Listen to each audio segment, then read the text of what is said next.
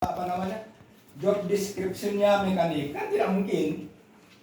Itu kan hal yang apa namanya, ini kan pemborosan ya, tapi itu terserah Anda kalau mau memboros, terserah, tetapi kan menurut saya tidak efektif gitu.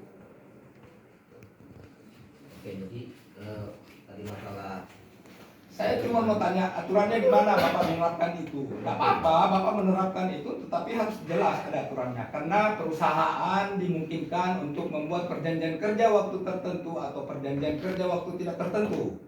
Muat di dalam situ. Kalau tidak dimuat di dalam situ, di dalam perjanjian kerja waktu tertentu ataupun tidak tertentu, muat dalam peraturan perusahaan. Kewajiban perusahaan membuat peraturan perusahaan, 10 orang karyawan wajib membuat peraturan perusahaan. Tidak ada tidak itu. Wajib berarti ada konsekuensi itu. Ya kan? ya. Kalau misalkan di dalam perusahaan ada serikat pekerja, serikat buruh, maka wajib berunding untuk melakukan perjanjian, membuat perjanjian kerja bersama.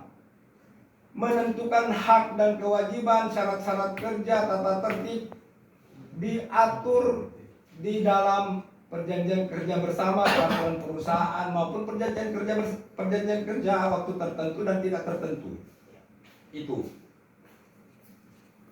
Oke, makasih Pak informasinya. Ya. Jadi kembali lagi ke awal Pak ya, surat perjanjian kontrak kerja. Kita kan memang jadi ada dua nih Pak.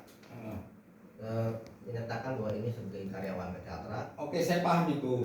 Sekarang yang perjanjian kerja sales, yang Bapak atur targetnya di mana itu?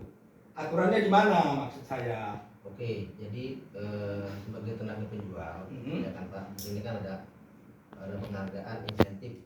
Ya kan, tadi kan kalau insentif berarti seorang sales kan ada tiap tahun kan ada target Pak. Karena tenaga penjual kan Pak. Enggak. Persoalan Bapak memberikan insentif, memberikan bonus, Bapak paham kan? Ya. Bahwa insentif, bonus, THR, dan lain-lain di luar upah itu pendapatan non upah namanya. Bapak boleh memberikan, Bapak tidak memberikan. Nah, tergantung yang target Bapak tentukan tadi. Kalau target tercapai atau persentase target yang Bapak inginkan tercapai, maka dia dapat insentif atau bonus. Itu bersifat wajib kalau targetnya terpenuhi. Kalau tidak terpenuhi targetnya, maka tidak wajib Bapak memberikan itu, karena itu pendapatan non upah. Nah, kalau misalkan target tidak terpenuhi, lantas Bapak mau memberikan punishment kepada pekerja atau karyawan, memotong upah, jangan upah pokoknya dipotong, jangan upahnya yang dipotong, pendapatan non upahnya yang harus dipotong. Kan begitu. Nah, target tadi kan harus Bapak harus tertuang dalam suatu perjanjian. Maksud saya seperti itu. Target yang Bapak tentukan itu, misalkan 90 sampai 95% dia sudah bisa mendapat insentif sekian juta gitu kan. Itu kan harus jelas diatur dalam suatu peraturan. Maksud saya. Nah, Bapak boleh menerapkan, tidak ada salahnya, tidak salah. Tapi backup dasarnya apa itu? Ya, Bapak harus punya data backup gitu loh. Betul. Ya, karena jangan kita berbicara kita menerapkan ini, tapi kita tidak punya acuan itu, tidak punya peraturan perusahaan yang mengatur itu, tidak punya perjanjian kerja bersama, perjanjian kerjanya tidak dimuat. Kalau belum punya peraturan perusahaan, dimuat di dalam perjanjian kerja. Bisa foto sedikit Pak ya? Sebentar. Ya, saya paham Pak. Iya. Yang dituangkan, jadi memang ada target penjualan untuk sales. Jadi dari tahun 2021, 2019, 2020, 2022 dan 2023 Pak. Jadi tiap di awal tahun kami meetingkan bersama dengan sales. Gitu. Jadi ini salah satu format surat pada tiap sales. Ini kita lampirkan dari untuk target di tahunnya, gitu kan Pak. Jadi memang sebelum masuk di awal Januari apa saya sebagai pimpinan memberikan informasi berapa saja target yang harus dicapai untuk perusahaan ini, begitu. tertuang juga ada dalam surat. Surat. Ya, Ya. surat Pak. Surat itu bisa kan dijadikan dasar hukum buat saya gitu. Oke. Kan itu hanya pernyataan pun yang orang bilang di atas materai bisa dibatalkan oleh pengadilan. Tidak ada gunanya membuat pernyataan lantas bertentangan dengan aturan gitu. Yang paling penting adalah aturan yang disepakati. Maksud saya kenapa surat itu tidak dituangkan dalam suatu perjanjian? Kan lebih enak. Perjanjian khusus seperti kayak surat perjanjian kontrak gitu Pak maksudnya? Iya. Perjanjian kerja waktu tertentu. Kita di ketenagakerjaan ini hanya mengenal dua perjanjian, PKWT sama PKWTT. Perjanjian kerja waktu tertentu itu batasannya tertentu.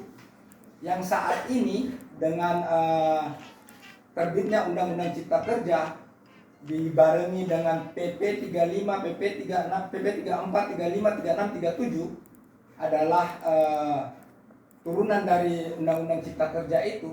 Di PP 35 mengatur, PP 35 2021 itu mengatur tentang PKWT, tentang outsourcing, alih daya, tentang waktu kerja, waktu istirahat, dan pemutusan hubungan kerja. Itu di satu PP. Tuangkan di dalam perjanjian kerjanya. Sehingga kita tidak terlalu repot membuat surat, kan sudah jelas. Kalau surat yang Bapak buat kan tidak ditandatangani oleh mereka. Ditandatangani Pak. Tentang. Surat apa itu ditandatangani oleh mereka? Perjanjian kerjanya sudah ditandatangan, nanti diparing suratnya lagi.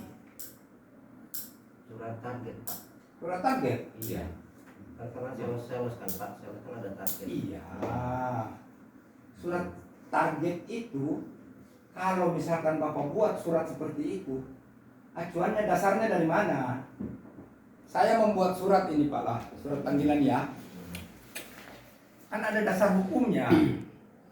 Sehubungan dengan permohonan penjabatan perselisihan hubungan industrial Saudara Laode Muhammad Ali Akbar Ako memohon pada tanggal 13 Juli 2023, maka berdasarkan ketentuan pasal 10 ayat 1 Undang-Undang nomor 2 tahun 2. Ini kan dasar hukum gitu. Saya tidak membuat surat ini buta-buta. Kalau begitu Bapak telah berdasarkan peraturan perusahaan pasal sekian ayat sekian mengatur target-target, itu kan jelas. Saya tidak pernah akan pertanyakan itu Pak. Saya tidak akan pertanyakan karena jelas, aturannya jelas. Kalau sudah namanya peraturan perusahaan yang sudah dilegalisasi oleh Kementerian Ketenagakerjaan atau Dinas Ketenagakerjaan yang berbidang provinsi maupun kabupaten kota, maka itu legal.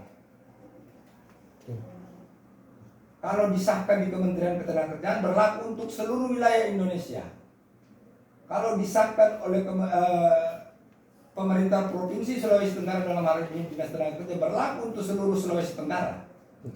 Kalau disahkan oleh Dinas Tenaga Kerja setempat, taruhlah di Kota Kendari, maka berlaku itu di wilayah Kota Kendari. Dan tidak akan dibantah oleh pekerja, Pak. Nggak akan pernah dibantah. Karena dasar hukumnya kuat. Kenapa harus disahkan di sini? Karena sebelum disahkan itu kami koreksi isinya, Pak. Bertentangan dengan undang-undang atau tidak bertentangan dengan undang-undang. Diharapkan sebenarnya peraturan perusahaan yang dibuat oleh perusahaan itu adalah peraturan yang lebih tinggi manfaatnya daripada undang-undang. Kalau sama dengan undang-undang, buat apa bikin peraturan perusahaan? Nah, sekarang di undang-undang tidak ada yang mengatur target, tidak ada. Maka diberikanlah kewenangan kepada perusahaan mengatur itu. Hal yang tidak diatur di undang-undang diaturlah sendiri di perusahaan. Ini kan pemerintah sudah memikirkan itu, supaya tidak terjadi gap atau perselisihan yang saat ini kita laksanakan. Ya Pak ya? Iya. Ke depan bisa diperbaiki nanti. Silakan lanjut kalau